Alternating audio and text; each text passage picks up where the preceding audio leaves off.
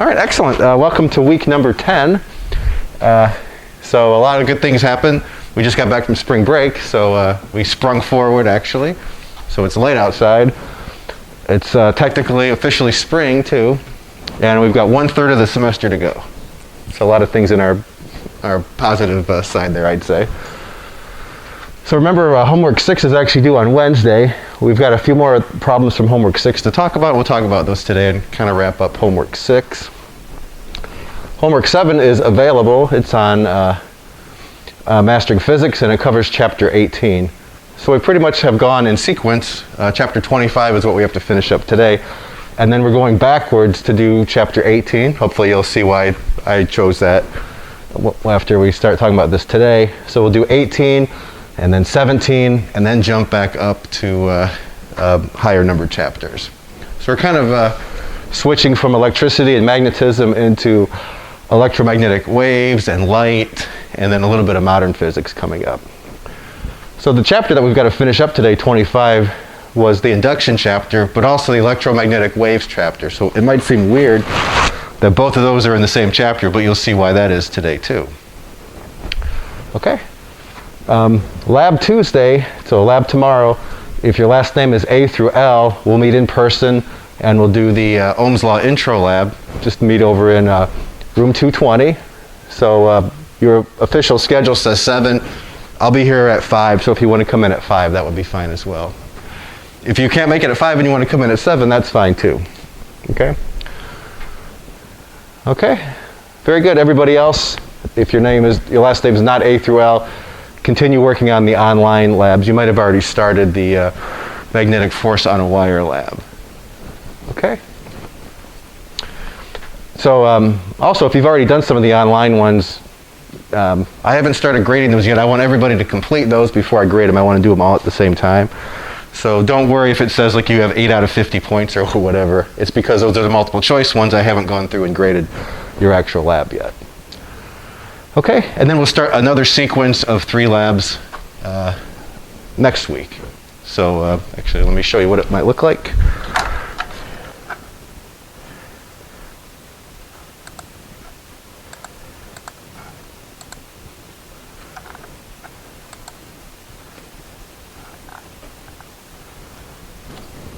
You might have already actually seen this. So we had 1 week where it was snow week and then test week. So anyway, this is where we're at. So tomorrow we have these labs.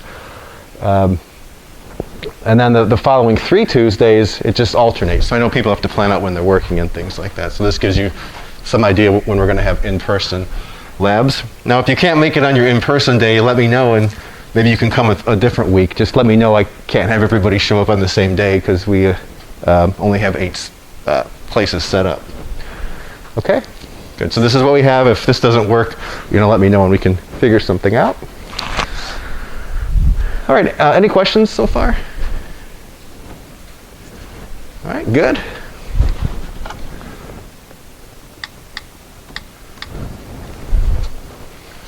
So we'll go over a couple of the exam questions today, or if you have any other ones, we can talk about those as well.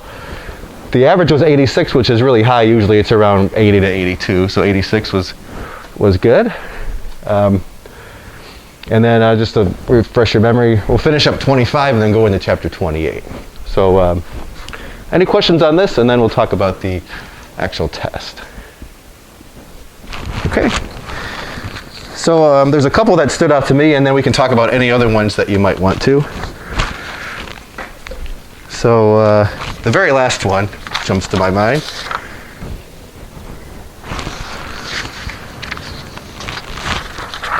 And the very last one looks like this.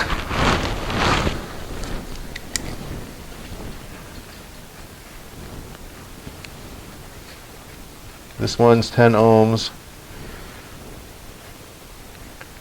10 ohms.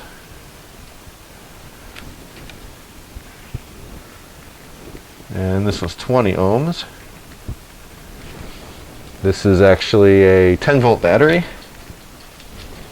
And it says find the current through the 20 ohm resistor. So you want the current that goes this way. I mean, this is the total current. That looks okay, yep. So here's the total current, and then it splits off. Some goes this way. Maybe I'll just call that one I-10 or something. Some goes this way. That's I-20.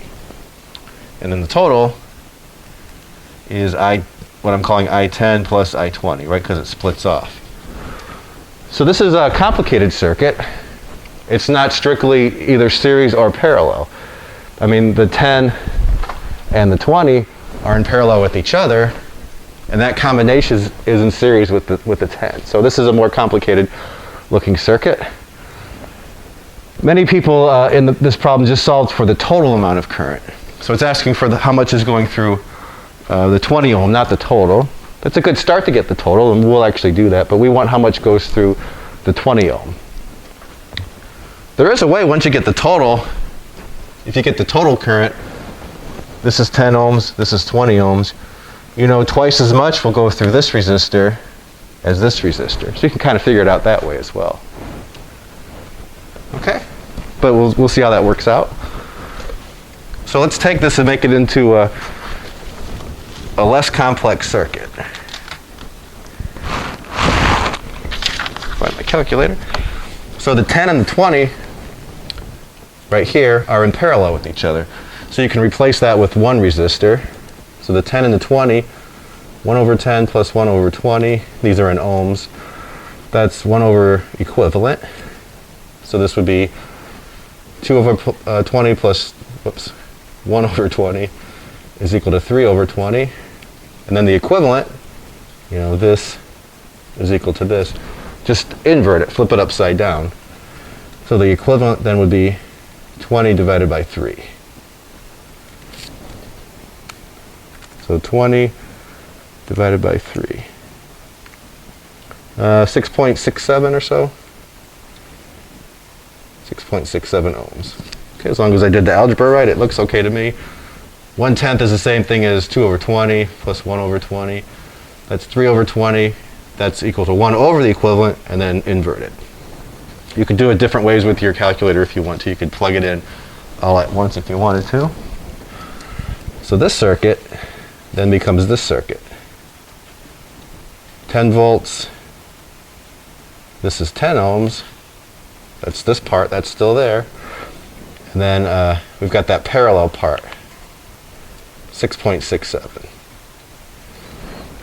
Okay, so we're getting somewhere. This is more complicated, 3 resistors. Now we're down to 2, and these are actually in series with each other. So then this circuit would become something like this. In series, 10 and 6.67, you can add those together. That's how series resistors work. And then I have what they call a simple circuit, right? There's just one battery, one resistor. And then I can get the total current. It's 10 volts divided by 6.67 ohms. I think this comes out to 0.6, but let me make sure. 10 divided by 16.67. Yep, 0.6 amps, I mean. So that's the total current. It's the same thing here, or here, or here. It's how much comes out of the battery. So now there's a couple ways of thinking about this. So if the total current in the top picture is 6.67, probably easier to just do it over here. Twice as much is going to come this way, so I-10 is going to have to be twice as much as I-20. And then you can kind of look through the possible answers on your sheet there. The only one that, well, when you look through the answers, choice A is 0.6. All right, that's the total. That's not what we have. And then we've got 0.2, 0.5, and 0.4 on your answer sheet there. Twice as much has to be here. So the only thing that makes sense, just based on the answers that we have, if this is 0.4, this is 0.2. Then that makes I-20 half as much as I-10, which it should be, and then it all adds up to the total of 0.6. So you could do it that way. I gave you full credit if you did it that way. Another way of doing it is to say these are all equivalent. This is equivalent to this, is equivalent to this. You could find the voltage across this parallel branch, right? You know the total current, So let me find the voltage across here. I'm just talking about this. So that voltage would be the current that you have, 0.6 amps times 6.67 ohms. And that is 4 volts. So that's 4 volts. These are equivalent circuits, so this is 4 volts. So then if you knew you had 4 volts across this parallel part, that means 4 volts because they're in parallel. And then you can find I-20 that way. So this would be 4 volts divided by 20 ohms or 0.2 amps. Okay, so that's another way of doing it. Okay? There's probably other ways of doing it as well. Okay? So that was the hardest one in the test, I thought. Okay. Any questions about it? And the other one that sticks out in my mind, it was the parallel wires one, which is number 5. That's actually a homework question. So number 5 looks like this.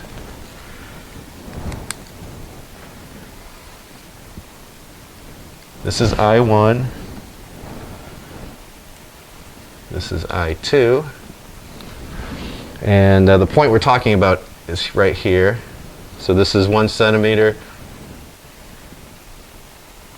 from I1 to the point P, and then it's 2 centimeters to that point from I2. And the question is, and this is, I1 is 10 amps. What should current I2 be in the lower wire? So how much is I2 for the net magnetic field? Let's see. What should I2 be in the lower wire such that the magnetic field at point P is 0? Okay. So first of all, is it possible for it to be 0? Let me put this lower on the screen. So you got to use the first right-hand rule. First, let's look at the magnetic field because of I2 at point P. So thumb in the direction of the current. So at point P, because of I2, it's out at you. And then let's look at the direction of the magnetic field because of I1 at point P. I can't bend my arm that much, so I'm going to have to scoot this down.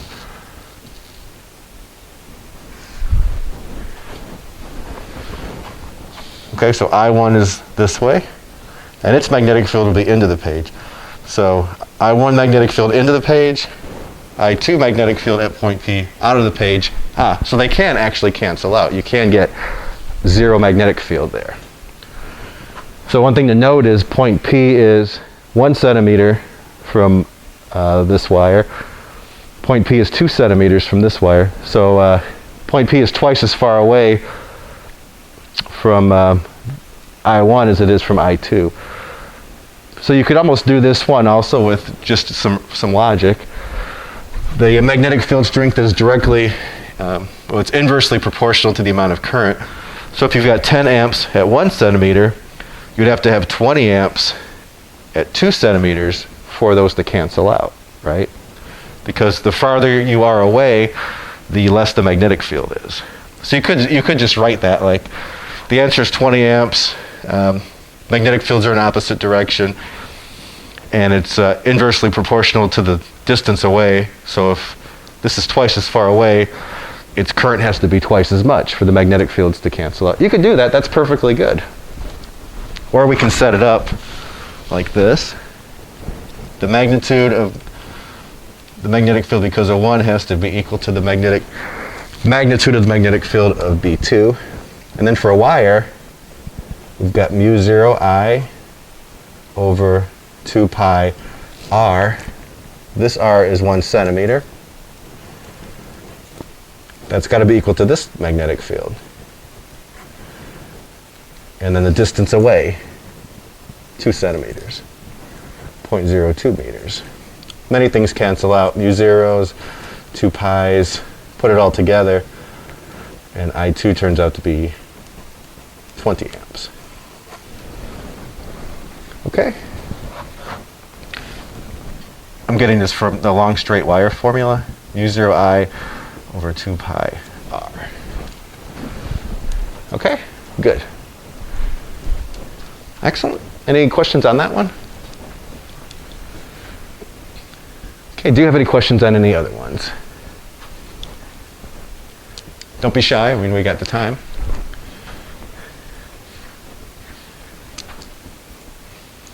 Or if you want, you can see me after class. We can talk about it then as well. Yeah. 6, sure, yeah.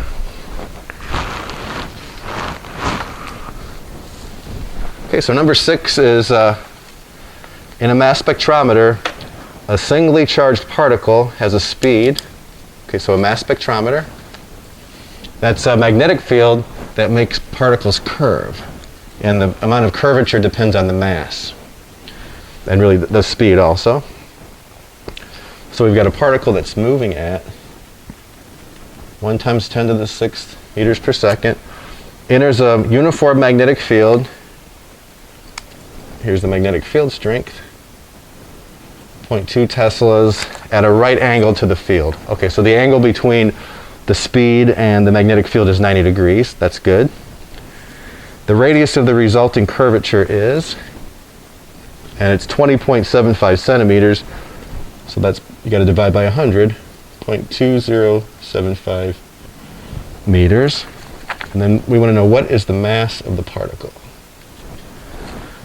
Okay, so for mass spectrometers we had, it's circular motion really. So this is back from physics 220.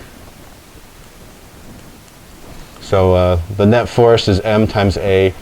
It's radial acceleration because we're going in a circle. Radial acceleration is v squared over r. And what is the force that's making us go in a circle? It's qvb. Okay. Oh, the other thing they tell us, it's singly charged. So here's the charge, 1.6 to the minus 19th coulombs. Okay, so this is the part that we can work with. On your formula sheet, you might not have had all this part. I don't remember what the formula is off the top of my head, so I'm just coming up with it. You could have had it written down if you wanted to. One of the v's cancels out, so that squared goes away and this one goes away.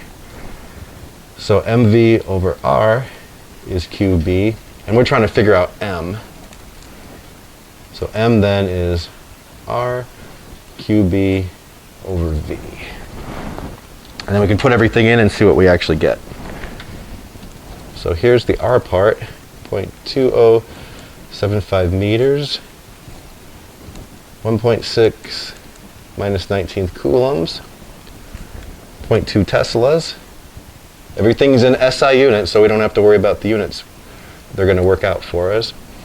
And then divided by the speed, 1 times 10 to the 6th meters per second. Hopefully I've got all the numbers correct. All right, that looks good, I think. So let me just punch it in to make sure. After I put my glasses on so I can see something. Okay, so we got 0.2075 times 1.6 EE minus 19th times 0.2 divided by 1 to the 6th. So 1E6. I think I might have done something wrong here. 0.2.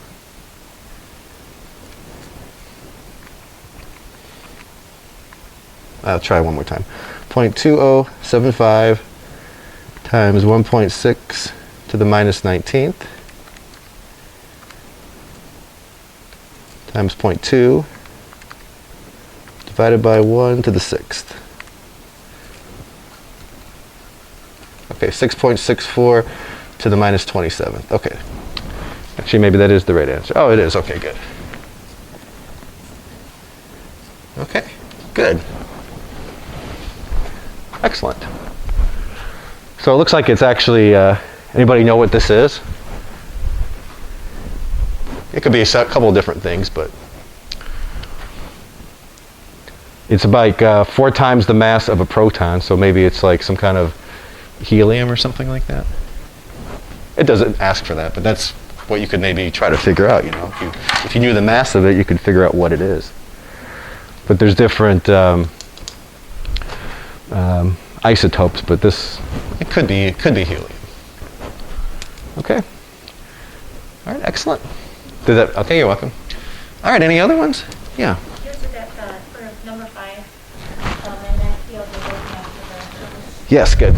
distance is inversely proportional to current, is that right? The magnetic field is inversely proportional to the distance away. That comes from this.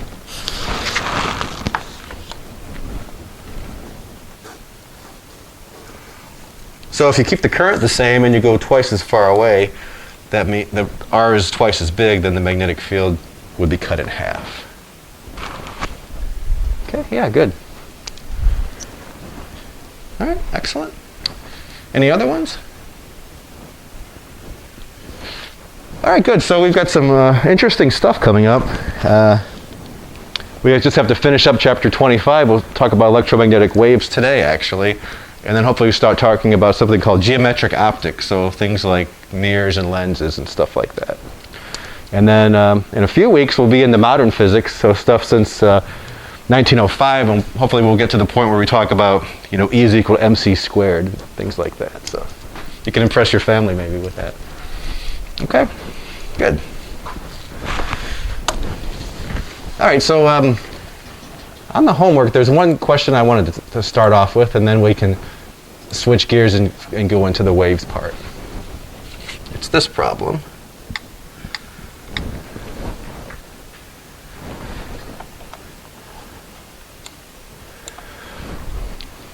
So here's a solenoid. This is, I think, the 7th, oh, it's the 8th one from the homework, actually. So in this one, you've got a loop here, and you have a solenoid, and the current in the solenoid is changing. So as you know, current through a solenoid produces a magnetic field. So if the current in the solenoid is changing, that means the magnetic field is changing.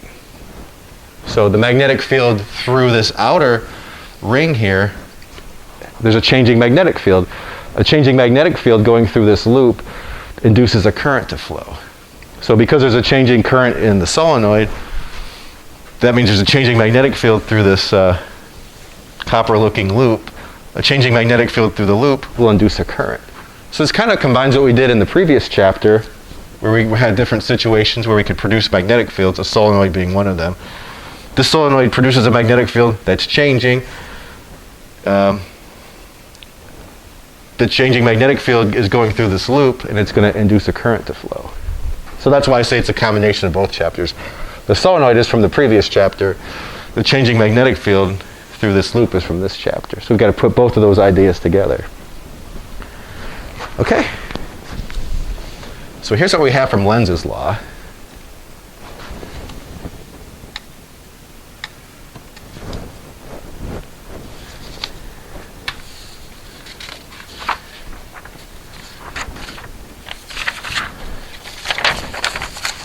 Don't you love getting a brand new pen? This one writes so great. It's awesome. So we've got a solenoid. It has a certain amount of turns. Diameter of the solenoid is given. Okay.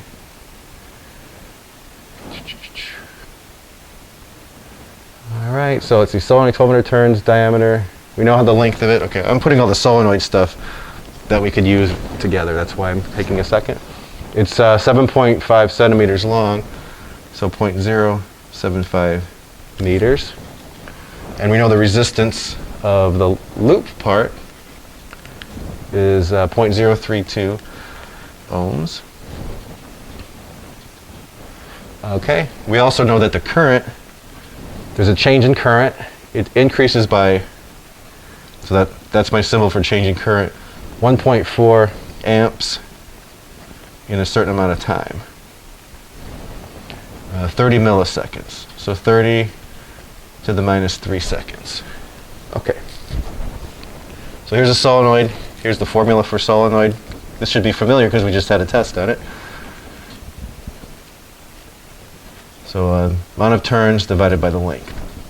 So you can see the magnetic field is mu zero, the current, the amount of turns divided by the length. Here the current is changing, so the magnetic field is changing, and then that changing magnetic field is going through the loop. Okay, so the changing magnetic field then is equal to mu zero n L. I'm just writing this in a slightly different order. Change in current divided by the change in time. Again, I left all this stuff together because this is all solenoid stuff that we could use. So you can do this to figure out the rate of change of the magnetic field. Other problems just gave you like the field goes from this to this in a certain amount of time. Calculate the induced voltage or whatever. This one you actually have to calculate the changing magnetic field. And it really goes back to the previous chapter. Okay, so you'll have to do that, and you can do it. You have everything here. So what are we going to do with that? We can figure out the induced current. So this is what we're actually trying to figure out. I induced. Okay, so the induced current is going to be the induced voltage divided by the resistance. And the voltage here comes from Faraday's law, so a changing magnetic flux. So remember that's how it worked out. To get this induced voltage, you had to have a changing magnetic flux, which is either the area changes, or the magnetic field strength changes, or the angle between those change. So the area is not changing, it's the magnetic field strength part that's changing. Okay, so I'll just write this up here to refresh your memory. Changing magnetic flux divided by time. And it's really the magnitude of that. So what we'll use, area not changing, magnetic field strength part changing. And the angle part, we're assuming that they are giving us the maximum amount here. Okay, so we could use this for the induced voltage. Okay, so let me write that, plug that in here. Area, changing magnetic field strength divided by time. That's the E part, the squiggly E, and then don't forget the resistance to make it induced current. Okay? I guess I should say one more thing. This part you can get, right? This is given. The area, it's the area where the flux is happening.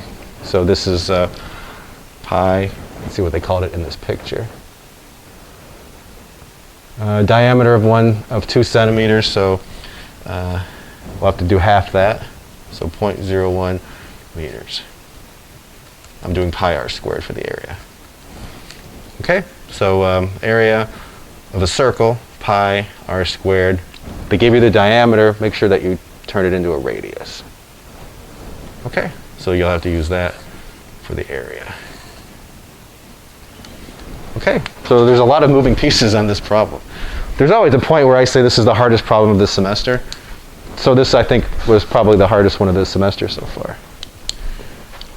Then once you put it all together, it's not so bad. It's just there's several pieces. Delta B, delta T part, Faraday's law part, and then they give you the size here. You have to get the area yourself. Okay, good. Excellent. So the other thing that's kind of confusing maybe when you first read it is they give you a current, right? The change in current 1.5, but then they ask you to calculate another current, like which there's two different currents going on, which is true. There's the current going through the solenoid, but then there's also the current that you induce. Whoops. So the current that they give you in the problem is the current going through the solenoid. The current that's induced is through this outer ring here. Okay. All right, excellent. Any questions on that one? Good. All right, so let's finish up chapter 25 then.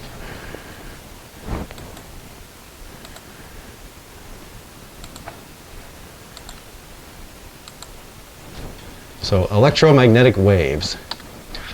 We started off the semester with electricity, we went to magnetism, then with magnetism, recently we've seen that a changing magnetic field could produce a voltage, or associated with that is an electric field. So that's how electricity and magnetism are related to each other. So when a changing flux through a coil induces a current, what actually causes the current? Well, what we did was calculate the voltage it caused, but it must have created an electric field then, right? Electric fields are the source of the force that pushes charges around. So the changing magnetic field, although we calculated the voltage, it really is producing an electric field. It's not like an electric field for from a point charge where it just goes out in different directions. This kind of electric field is in a loop. Okay, so we've created an electric field by having a changing magnetic field. Okay, it turns out that changing electric field also produces a magnetic field. So if you have an electric field that changes, you'll produce a magnetic field. There's less uses for that in technology, but it does happen. So if you're charging up a capacitor, the electric field is changing while you're charging it up. There will actually be a magnetic field around a capacitor when it's charging or discharging. So if you do some real intricate electronics work, you have to take that into account when you build different circuits. Okay? So we've seen similar pictures to this before. So here's a magnetic field, it's changing, and we've induced a current to flow. We've just talked about it in terms of the induced current or the induced voltage from Faraday's law, but really what you're making is an electric field, and it's going around in a circle. That's what's driving the current around. Okay, great. So what if I'm over here and it's going to produce an electric field? I mean, you don't even have to have this ring here. It'll still produce an electric field. It produces an electric field here, produces an electric field here. You know, everywhere around it there's an electric field. So if I'm standing here and the magnetic field starts changing, I don't instantly measure the electric field. It takes some time for that information to get to me. That's really what an electromagnetic wave is. So pretend the magnetic field's not changing, and then it starts changing. You produce an electric field. You know, even where I'm at, there's an electric field. That information isn't instantly right here. It takes time for that information to get to me, and that's what an electromagnetic wave really is. That information getting to me. Okay? Good. How fast do you think it travels? I'm just curious if you have any guesses.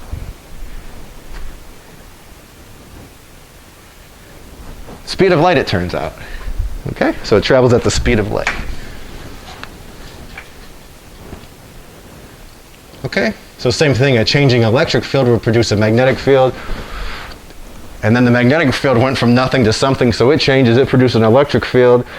Then the electric field goes from nothing to something, produces a magnetic field, and that keeps happening. Changing electric field, changing magnetic field, producing each other. And then that information finally gets to where I'm located. So that's the connection between really electricity, magnetism, and why we're talking about waves. A wave, electromagnetic wave, is an electric field and a magnetic field, that information getting to where I'm at. So it's a wave that comes to me. Goes in all different directions. Okay, so this is kind of a synopsis of what I've said. So an electric and magnetic field down here, whoops. Let me kind of highlight this part here. Electric and magnetic field can sustain themselves free of charges and currents in the form of an electromagnetic wave. Now this doesn't need anything to travel through. It's different than a sound wave. A sound wave, you can hear me talking because sound is reaching you. If we took all the air out of the room, you would not be able to hear me talk. There needs to be something for sound to propagate through. Electromagnetic waves don't need anything to propagate through. So if we took all the air out of the room, the lights would still work. But you took all the air out of the room, you would not be able to hear me. They're different kind of waves. For a long time, physicists tried to figure out how these waves traveled. They came up with this idea of they went through the ether, like there was something there. It turns out they don't need anything to go through. They can go through space where there's nothing. They're different than waves that need something. It's because these are just electric field and magnetic fields traveling. Okay, good. And they might look something like this. So electromagnetic wave, it's a transverse wave. So going back to physics 220, Transverse wave means the oscillation part is up and down, but the wave moves this way. Okay? And that's what's going on here. Sound wave is a longitudinal wave. It moves the same way that the disturbance is. This is a transverse wave. So waves on strings, we did that in Physics 220, different labs. The oscillation goes up and down, but the wave moves this way. So if you took a rope and tied it to the wall and brought it out here, I could make a wave by moving my arm up and down, but the wave travels this way. Same thing with electromagnetic waves. So the electric field part and the magnetic field part are perpendicular to each other. To get the direction that the wave's actually traveling, you line your fingers up with E, do the cross product it's called, move them over to B, and then your thumb gives the direction that it travels. So you can do it anywhere you want to here. Let's see. So E is pointing down, B is into the page, the wave travels this way. Okay, good. The electric field part, magnetic field part carry the same amount of energy. They've got the same amplitude as you can see here. They've got the same frequency. They're lined up with each other, right? When one is 0, the other one's 0. When this one's a maximum, that one's a maximum. Okay? Excellent. So some of the stuff on the following slides is just information that you're going to get. If you were in a calculus-based class, they would show you where it comes from, but you need calculus to come up with a lot of this stuff. Okay? Good. So to get the speed of light, it turns out, if you use calculus, 1 over the square root of epsilon naught times mu 0. Remember, this came from electricity, this is from magnetism. If you put that into this formula, you get 3 times 10 to the 8th. That's the speed of light. We are using SI units, where we always see epsilon naught and mu 0 always appearing, right? Electricity, magnetism, that was all over the place. There's a set of units where you don't actually have mu 0 and epsilon naught, called Lorentz Heaviside units. You have the speed of light all over the place, but you don't have mu 0 and epsilon naught. So those are just really because of the set of units that we're using. Okay, so all electromagnetic waves travel with the same speed when they're in a vacuum, 3 times 10 to the 8th. So this is relatively new stuff. I think around the 1850s, 1860s or something. I think the Scottish physicist James Clerk Maxwell has a whole set of equations, came up with this stuff. Okay, so light is an electromagnetic wave. Travels at the speed of light. It doesn't have to just be visible light. Any electromagnetic wave, radio waves, microwaves, visible light, which is just a small part of the electromagnetic spectrum, they all travel at the speed of light. Okay, so more about that in just a few minutes. So, little symbol C for the speed of light. Here's how the electric field and magnetic field part are related to each other. So E over B is the speed of light. This is just because of the units that we're using. This makes it look like E is a lot bigger than B. It's not. They're the same. It's just because of the units that we're using. Okay? Just like we did back in Physics 220, the speed is the wavelength times the frequency. This speed of light is the wavelength times the frequency. Okay? Just to refresh your memory, where does that come from? Why is it? I forgot why the speed is the frequency times the wavelength. Let's visualize what this actually looks like.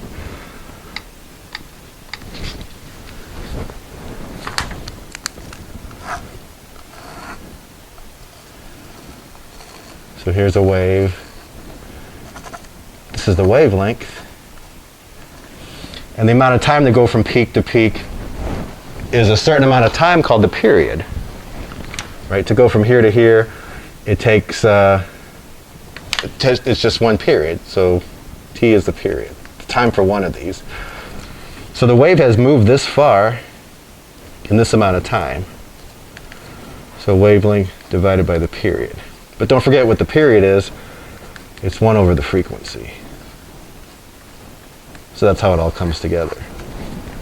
So wavelength divided by period, but then the period is 1 over the frequency. So, 1 over the period then is the frequency, and you can put that all together. Okay, good.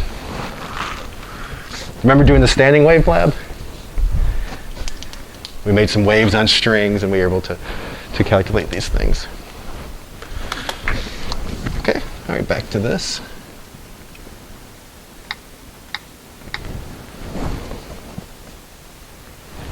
Okay, good. So here's the amplitudes again.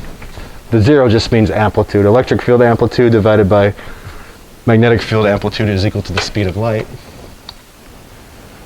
Okay, so here's how they define polarization. So it's the direction that the electric field is traveling. That's just the definition of what the polarization looks like. So if the wave is traveling this direction, you would say the plane of polarization is here, because that's where the electric field part is lined up. That's just, they could have picked the magnetic field, they picked the electric field part. So the picture shows a wave traveling along the x-axis, so the plane of polarization is the xy plane. Okay, good. Excellent. That's just the definition of that. So if you read a problem, what are they talking about? That's just so you're on the same page as the author. Okay, so this wave must be moving towards you.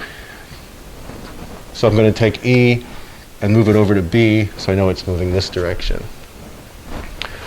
Okay, this one's polarized at 30 degrees relative to the vertical. This one is horizontally polarized. So that's where the electric field part is again. Okay, can't wait to tell you my story about polarization that happened to me over spring break. That's why I've got my sunglasses with me. So polarization, each atom in the sun emits light independently of all atoms, so the polarization is random. So it's kind of like a giant incandescent bulb. Light's going in all different directions, electric fields are all over the place. There's not a set way, so it's not polarized anywhere. It's unpolarized actually. It's got all different directions, so the light's coming at you in all different ways from the sun. We can polarize it, and we'll see how to do that in just a minute. So radiation from most sources is unpolarized, all different directions. So here's the intensity, first formula that we have. So let's look at the units before we do anything else with this. So forget about this part for a minute. This is power divided by area. And we'll use maybe a light bulb to talk about this. So the power is measured in watt units. Anybody know? Rick's laughing, he knows. Watts, yes. I tried to emphasize that when I said it. It's watts per square meter. So don't forget also watts or joules per second. So this is the amount of power per square meter. That's what the intensity is. So with the light bulb, say you had an incandescent bulb sitting here, it's a 100 watt bulb. That's the power, it's 100 watts. Now if it goes over a small area, so if I put my hands really close to it, it's going over basically the area of a sphere. So the intensity is a lot. The power is not changing, but the intensity is great because the surface area is small. Now if I move my hands farther away, it's the same bulb, so it's 100 watts, but the intensity is less because now it's over a larger surface area. Then you can go farther away like this and this. Power staying the same, it's the intensity that changes when the surface area changes. So if you're close to the sun still has the same power, but the intensity is greater. Okay, now let's look at the rest of this. The rest of this formula tells you how it's related to the electric field and magnetic field part. Now looks like a lot of moving parts here, but the 1/2 is just the 1/2. C is the speed of light, so that's a constant. Epsilon naught is also a constant. So the intensity turns out to just be 1/2 a constant times another constant times the electric field part squared. So it's not as complicated as it looks. This is basically just this is equal to this with all this stuff in front of it. So if you know the intensity, it's really easy to calculate the electric field part because that's a constant and that's a constant. Same thing if you know the intensity, it's easy to calculate the magnetic field part. You automatically know what it is once you do the calculation, right? Okay, so sometimes you have to calculate the area that it's going over. Like if you use a spherical surface, it's the area of a sphere. We'll do some problems like that too. Okay, good. So the intensity of a plane wave, like a laser beam, doesn't change with distance. The intensity of a spherical wave that's going in all different directions spreads out though. And then it's over the area of a sphere. So this really goes back to that light bulb example. 100 watts divided by the surface area of a sphere. That's what 4 pi r squared is, the surface area of a sphere. Okay? So if you have a radio tower broadcasting, you can figure out the intensity. Maybe it's a 50,000 watt station. The intensity where you're at might be less or more than somewhere else. If you're closer, it's greater. If you're farther away, it's not as much. Okay? So to double the intensity of an electromagnetic wave, you should increase the amplitude of the electric field by a factor of. Before we do that, let me put this on the screen, what this actually is.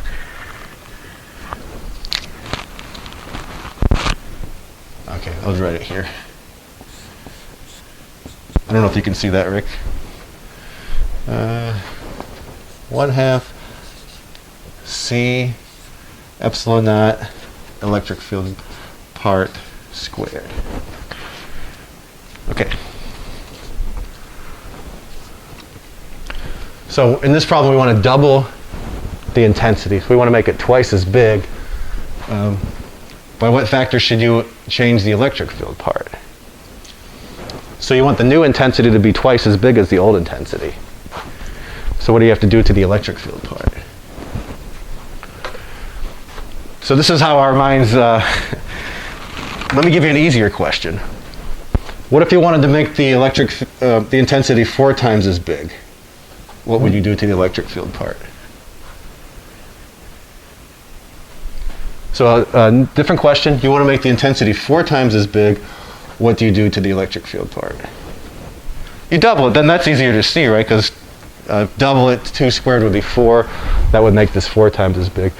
But if you want to make this only twice as big, you can't double this. You've got to do some factor. You'd have to make it the square root of 2 bigger, right? And then the square root of 2 squared would make it twice as big. So if you made this the square root of 2 bigger, the new electric field part, the square root of 2 bigger, put it in the formula, square it, then that would make this twice as big. So what I'm trying to say is, let's make the new one. So this means the new one twice as big as the old one. Or sorry, the square root of 2 bigger than the old one. So here's the new one. Let's make it the square root of 2 bigger than the old one, and then put it into this formula. So then you'd have 1/2 C epsilon naught. Now the new one squared. So the new one squared would be the square root of 2 times the old one, and then in the formula it's squared. Good, and then it turns out to be twice as big, right? And then you put it all together, it's twice as big as the old one. Our brains don't think like that as easily, right? When you have like the square root of 2 and things like that. Goes down to this relationship, but those are hard ones to get. Got to do something like that. Okay? Any questions on that one? So the square root of 2 is 1.414. Okay. All right, excellent. A little tricky.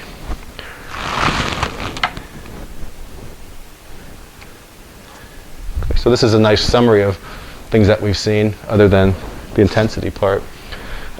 Electric field divided by magnetic field gives you the speed of light. Here's what it looks like. It travels at the speed of light. The speed of light is the wavelength times the frequency. So this doesn't tell you how much energy different things have. They all have the same speed, but they have different amounts of energy, and it really goes back to the frequency. So we'll talk about that when we get into a little bit more of modern physics. Okay, so right now they have the same speed, but it turns out they do not have the same energy. Infrared doesn't have as much energy as ultraviolet, although they travel at the same speed. It has to do with the frequency. Okay. All right, excellent. Here's the other part of the kind of summary on this. Okay, good.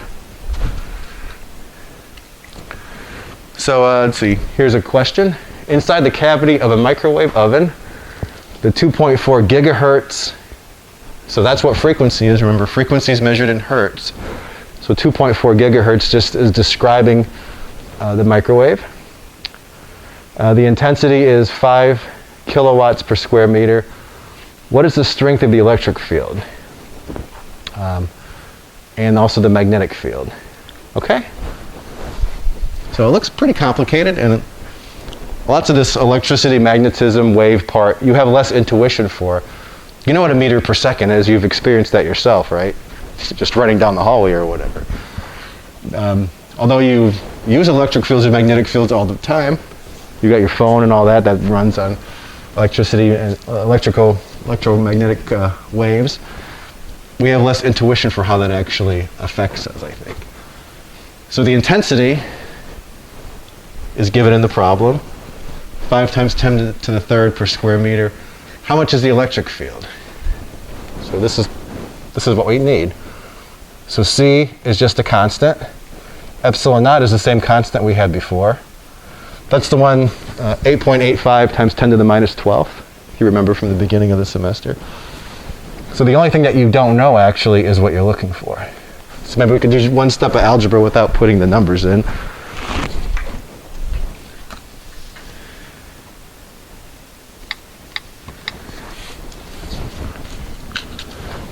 Okay, so the intensity, 1/2 C epsilon naught electric field part squared. The intensity is given in the problem. I'll just write it here. 5 times 10 to the third. That's what a kilowatt is. And then divided by square meters. Good. So we know the intensity. That's a constant. That's a constant. We're looking for the electric field part. So 2 divided by the intensity, times the intensity, divided by C epsilon naught. That's the electric field part squared. Right? Move the 2 over here, divide by this and this, and then take the square root of both sides. Okay. And then you have everything. This is 3 times 10 to the 8th. And then epsilon naught, 8.85 to the minus 12. That's the number for that one. Okay? That's in SI units. Okay? Good. So you just have to put everything together to get the electric field part then. Getting the magnetic field part, you could use the formula for the magnetic field and intensity, or once you get the electric field part, then it's not too bad to get the magnetic field part.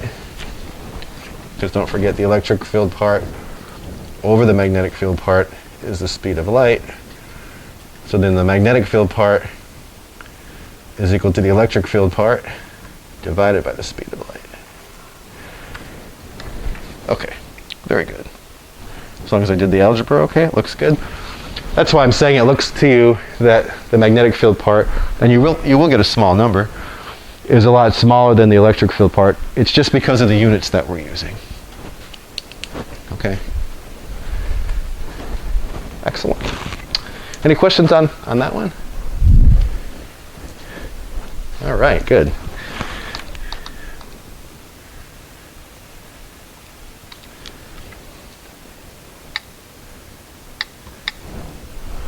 So this is similar to number 33 on the homework. A digital cell phone emits 0.6 watts of 1.9 gigahertz radio waves. Okay, so watts, that's the clue that that's power. So 0.6 watts. The frequency is 1.9 gigahertz. What are the amplitude of the electric and magnetic fields at a distance of 10 centimeters away? Okay, so this problem, they don't actually give you the intensity. They give you the power. We're assuming that it's emitted in all directions. So if we know the power and we can figure out the area that it's going over, that's the same kind of problem as the my hands by the light bulb.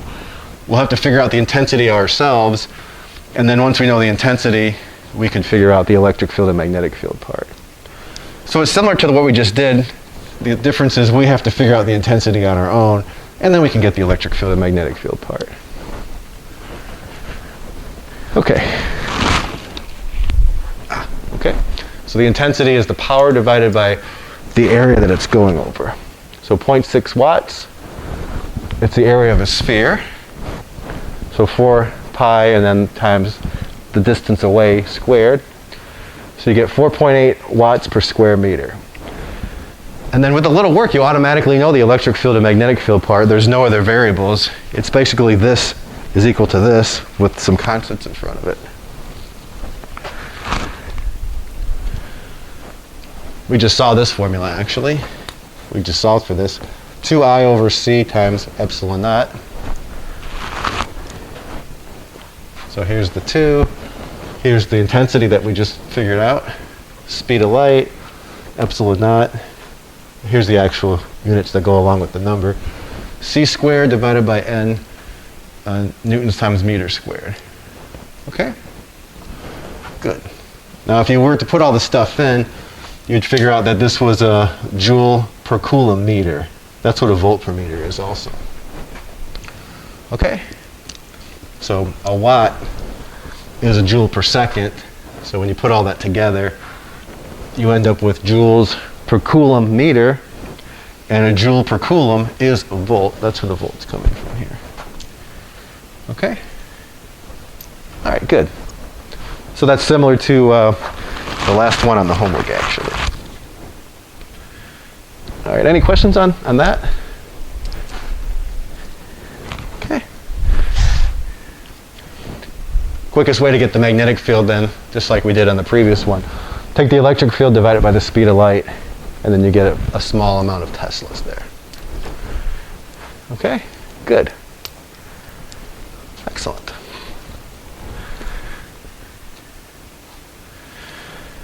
So the electric field amplitude is reasonably small. By comparison, let's see, the typical electric field due to the atmosphere is 100 volts per meter. A field near a charged Van de Graaff generator could be 1,000 times larger. The scale of the results seems reasonable. We know that the electric fields are near a cell phone antenna aren't large enough to produce significant effects. The magnetic field is smaller yet, only 1/250th of the Earth's, which, as you know, is quite weak. This makes sense as well. Good, so I think our numbers make some sense. You haven't noticed magnetic effects while making a phone call, have you? So the magnetic field strength we calculated seem reasonable. All right, good. They're there though, right? The electric field and magnetic field, as soon as you pick up your phone, it's right there. You're getting the signal from, you have your antenna and all that. I mean, you're receiving signals and then you're also sending signals out. So let's look at 2.29 from the homework.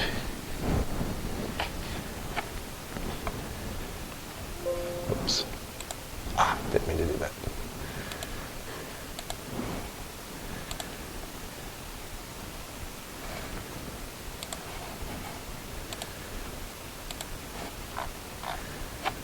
Okay, content.